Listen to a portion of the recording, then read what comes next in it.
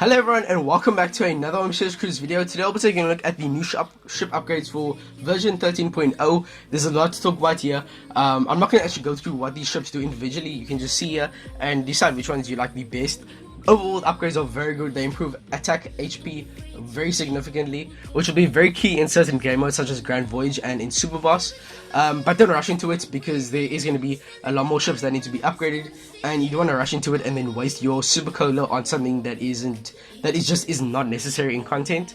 So you don't want to be left behind. So I don't recommend spending Supercolor yet, but you can pause the video and see what these upgrades are. This is at level 12 max. Level 10 is the base with regular cola, and then you can get to level 12 with the new Supercolor resource.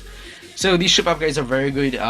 Also, the specials for these ships have been upgraded. The one thing I want to say is that if they do charge your ship's cooldown at the start of the quest in game modes like Hizuna and Treasure Map, this will be very good, especially for a ship like 1000 Sunny, which deals fixed damage to all enemies, allowing you to wave clear.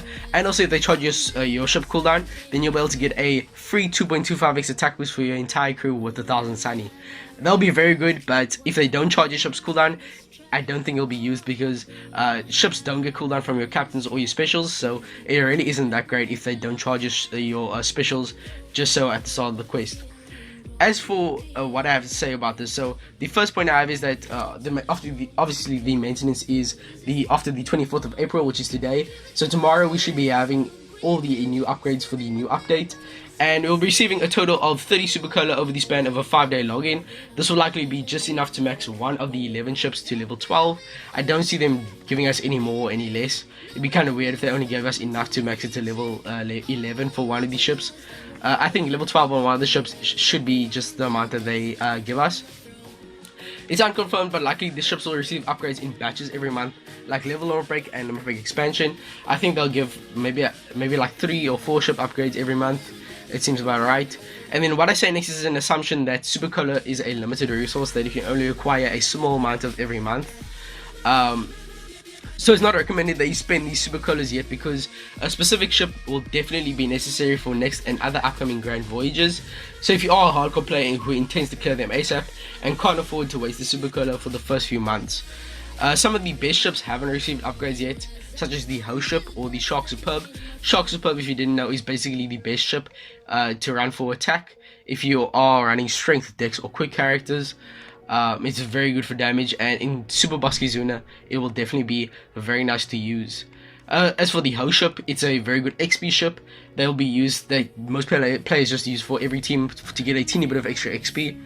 In the case that they do give a increase to that XP boosting multiplier, then this will be a must upgrade for the new ships. So it could be game changing, so I'd recommend saving for those kind of ships. And if Ho receives a good XP multiplier upgrade, you wouldn't want to miss out. So some of the current Grand Voyages such as Arlong are unbeatable without the heavy resource investment. But if the kids ship, which is the current ship that you have to use for the Arlong Grand Voyage, if that gets an upgrade, then it'll become a lot easier. So I'd say for that, if you want to finish Grand Voyage and you don't have those characters at level 150. So that's just my thought about Arlong. If you want to beat that and you don't have the resources, then make sure you save for the kids ship, because that'll definitely get an upgrade that'll make it a lot easier. Also, Super Boss may arise before one of these useful ships is upgraded, in which case you might want to make a small investment in one of these ships if your alliance ranks high in Super Boss Hizuna. So Super Boss is definitely a big one. Super Boss and Grand Voyage, and potentially the new game mode, those are where these new ships will likely be the most required. So make sure you save for one of those. You have to remember that not only does the ship's attack multiplier increase with the level 12 upgrade, but these upgraded ships will also allow for increased stats and cotton candy on your units. This will help immensely with damage in Super Boss. Overall, I'd say upgrade your ship if you require it, not when you desire it. So only upgrade it with necessity, and basically future and current Grand Voyages is where you're gonna need it, and beta ships still need upgrades, so I'd hold off until then. So thank you guys for watching. If you have any questions about this colossal update, don't hesitate to ask. If you did enjoy the video or found it useful, then make sure to like and subscribe for more content like this in the future. But with all that being said, I'll see you guys in the next one. Bye.